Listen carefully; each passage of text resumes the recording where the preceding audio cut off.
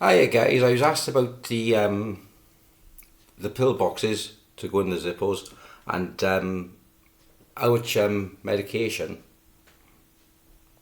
could we actually get in them, and can you overfill them? And the answer is yes and yes, you can overfill them like anything else, and they can jam inside. I got here in my hand, shouldn't have put it in my back pocket really. Here's all this. That's my daily meds. Metformin, fenofibrate, atorvastatin, Jardiance, zapping,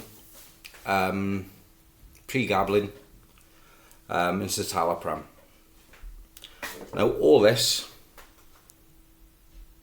will fit inside you. I have tried it. Now there's a little thing on here. If you think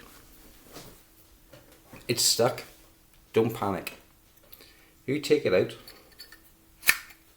here. If you look at the case,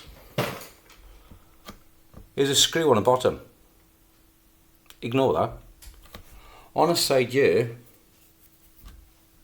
is a spring cover. Just put your nail in the bottom, take it off, and you can access. So you put in your meds in, they do get stuck or over full, you can't shake them out. Just access it with the cover and put it back on the same way. There.